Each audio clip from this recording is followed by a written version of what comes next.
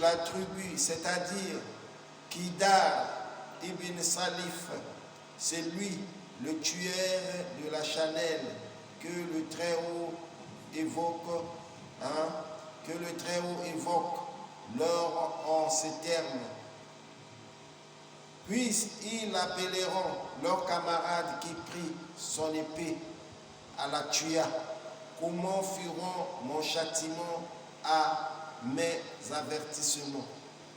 Lune, ça c'est la sourate de la Lune, versets 29 à 30. Cet homme était l'un des notables le plus puissant de cette tribu. Un homme au rang imminent et à la parole respectée. Abdallah,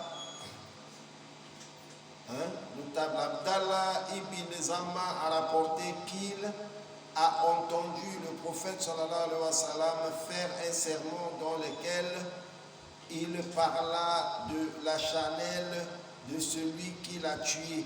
L'envoyé de Dieu sallallahu alayhi wa sallam ayant cité ces mots. Lorsque le plus misérable d'entre eux s'éleva pour tuer la Chanel, dit l'homme qui a couru était gros, impudent, redouté de science, tel qu'Abouzam. Le messager de Dieu sallallahu alayhi wa sallam avait dit, il s'agit de Saleh. Saleh, le prophète Saleh. Il y a eu un prophète qui est parti, on appelait Saleh. Alayhi salatu wa salam. Alors, qu'est-ce qui se passe? Lui, il est venu avec la Tawhid, en train d'enseigner le peuple des Talmud. Lui, son peuple, c'était des Talmud. Il leur a appelés à l'unicité de Dieu, de craindre Allah. Mais ils ont toujours refusé.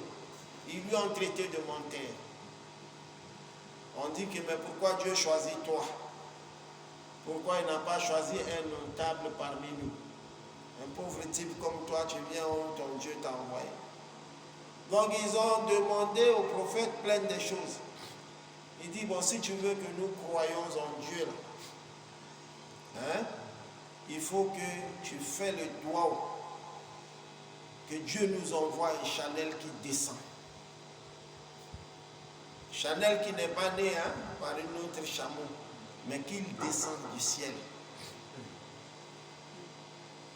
Le prophète Saleh a dit, ça, c'est ce que vous demandez. Mais à condition, si j'implore Allah et qu'il fait descendre la Chanel pleine, elle est pleine quoi, elle est enceinte. Alors mon Dieu va vous donner des conditions. Si vous ne respectez pas ces conditions, tant pis pour vous. Ils ont dit, oh, toi tu es menteur, il faut appeler Dieu qu'il amène la Chanel, tu ne peux même pas le faire.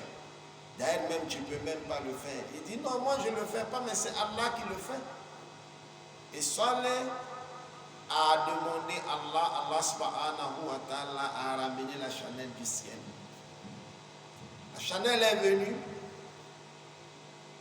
Maintenant, ils avaient une petite source que tout le village partait prendre de l'eau là-bas. Donc, le village s'approvisionnait de cette eau.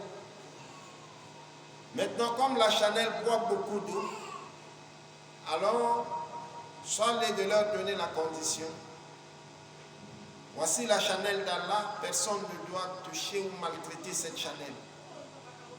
Donc, si vous épuisez l'eau aujourd'hui, épuisez pour 2 jours, parce que demain c'est le tour du Chanel, personne ne prend l'eau.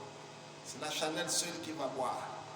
Il faut respecter ces conditions. Alors c'est comme ça qu'ils ont signé les accords. La Chanel d'Allah est descendue. Ah bon, d'accord, vraiment, on a compris, donc certainement tu nous dis peut-être la vérité, mais jusqu'alors ils n'ont pas pris à 100%. Ils font semblant. Maintenant, la Chanel est venue, le jour du Chanel doit boire l'eau, ça commence à leur déranger.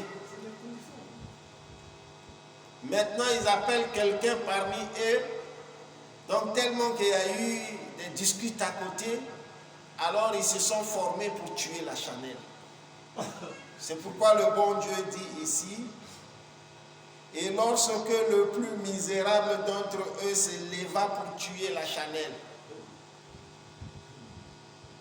il a pris son couteau, il est venu. C'était un notable de ce peuple.